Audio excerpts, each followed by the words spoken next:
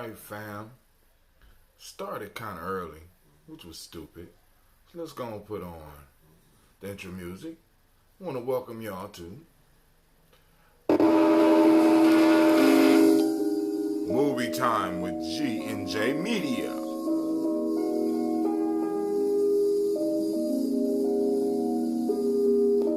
Give your time to gather. Those that want to join, lines will be open. Labor Day weekend. Let's get it. Mr. Deity.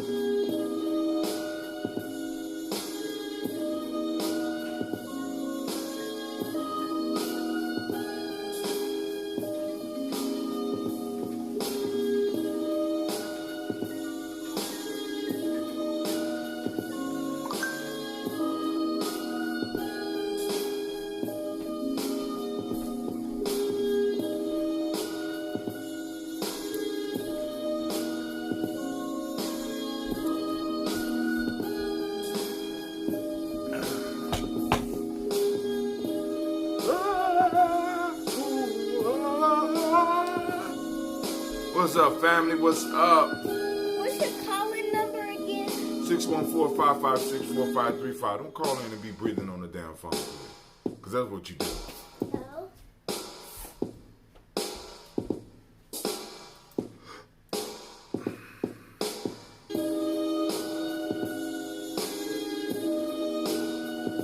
Shouts out to Mr. Deity. Let's see who all in the house. Who all in the house?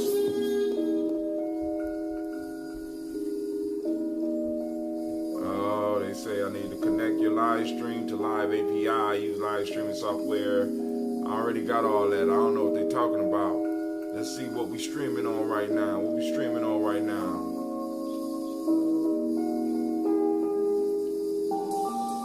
It's movie night, family. It's movie night.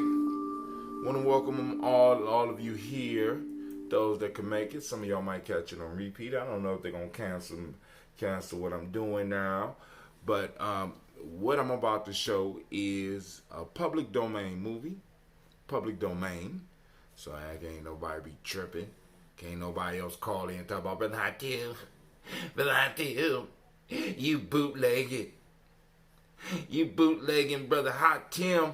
What's up, shorty? I know you. Hey, shoot, we all got like I said, we out here living this life, man. And in living this life, shit. Sometimes we can't make everything. I'm not mad at you. I'm glad that you trying to catch up with me. I got other people that's right in my circle that don't catch up with me. So shit, I'm blessed by each and every last person that tries to get with me. So shouts out. Let's give Brother Shorty a round of applause. Come on now, give it up. Come on now. Why y'all so quiet? Here we go. Here we go. There we go. They realized who you was, Shorty. They had to turn it up. We got to call in. Somebody just busted in on the lines like, I tell you taking too long, homie. Somebody was trying to bust in on the line. So I'm going to go on and open up the line, 614-556-4535. Once again, the number is 614-556-4535. So we can go on and discuss this movie. We can discuss it while it's on. Because I will be able to go back. I will be able to go back and repeat some of the stuff. Because some of the shit you're not even going to believe you're going to hear. So let's go and talk about what the movie is we're going to be watching tonight. Tonight. Whoa. All right. So, we got a caller. Sound like Gina G. The Black King film. The Black King was a 1932 race film chronicling the rise of a fictionalized, charismatic leader of a Back to Africa movement modeled on the life of Marcus Garvey. Directed by Bud Pollard. Written by Morris M. Levinson and Donald Haywood. Donald Haywood was black, by the way. Starring A.B. Common Theory, Noli Mitchell, Dan Michaels, Mike Jackson, Mary Jane Watkins, Lorenzo Tucker, Tixie Smith. Edited by Dow Carlson, distributed by Southland Pictures. Release date July 1932. Running time 72 minutes. So some of y'all gonna be able to go out and get some beer, come back and join us. Language, English in the United States. The theme. The Black King chronicled the rise and fall of a fictionalized, charismatic leader of a Back to Africa movement. Modeled on the life of Marcus Garvey, the film explores numerous critiques of Garvey's movement. Is that a movie? Yes, including the lack of knowledge about Africa, the presumptuousness in making plans for future development and government in Africa without consultation of the people already there, and conflicts between lighter skinned and darker skinned African Americans. While Garvey was primarily a political leader with religious opinions, his counterpart in the film was primarily a preacher and a religious leader. History. The Black King was written on as a stage play by Donald Haywood, once again, who was a black man, I think Caribbean descent, wasn't native EOS. And plans were publicly announced to produce it on Broadway, directed by Russian choreographer Leonid Massine. This never took place. Instead, Haywood's story was adapted by Morris M. Levinson, and it was produced as a film by Southland Pictures under white director Bud Pollard in 1932. Lieb, a 1975 commentator, rates it well as entertainment, saying it has more carefully plotted storyline than most other black genre films of its time. The film was re-released in 1940s under the title Harlem Big Shot. So, ladies and gentlemen, I present to you tonight's movie, the Black King, also known as Harlem's Big Shot. All right, so I'm gonna sip some water while we get things together. I want to see if who else is in the crowd, who else in the family here, anybody else up on the thing. Let's see. Make sure you join us on GNJ Media. I'm gonna start the movie. You can't wait for this thing to come up. It's just so damn slow. I'm just like, why are you so slow? I'm paying money. I pay monthly. I pay, you know what I'm saying? Paying a mortgage on this shit, and it's not coming through. That's some bullshit. All right, let's see if we can get everything fixed up on Facebook, because I want to make sure everybody that can get in. So give me a couple of seconds. So, also, this is going to, once again, this is a short class. Umo Yaya, welcome, brother. We're about to watch the film Black King. Get ready to be upset. Be ready to get mad. Be ready for the conversation. If you got a couple minutes, about a 72-minute long movie. Of course, I'm going to be stopping it, making comments in between.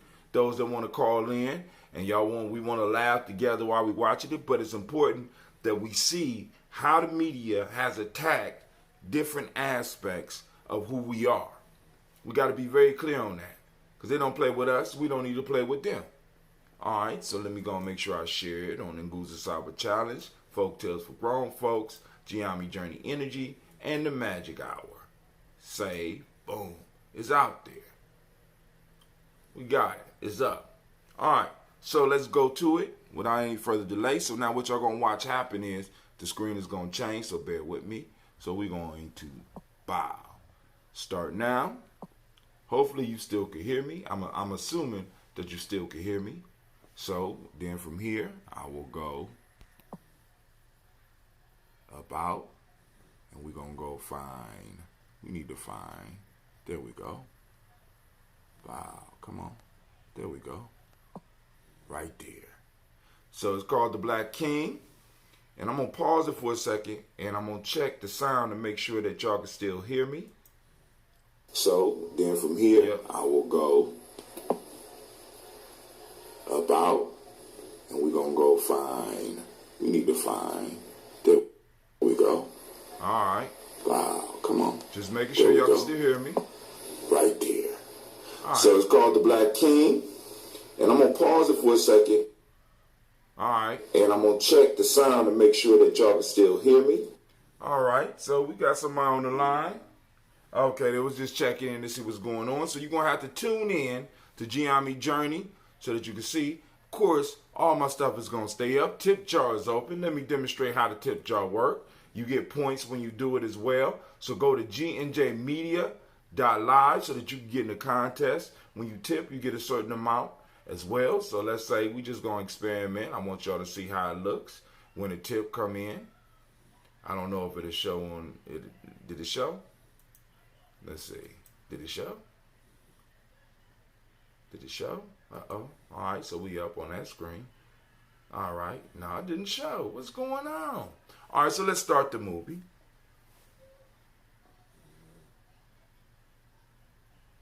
Let's go back. I'm going to experiment one more time.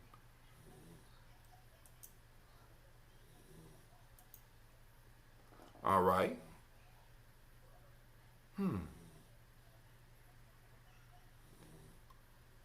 Nothing happened. Oh, maybe it froze. All right, it's froze. So it's cool. We're going to start it. Let's get it started.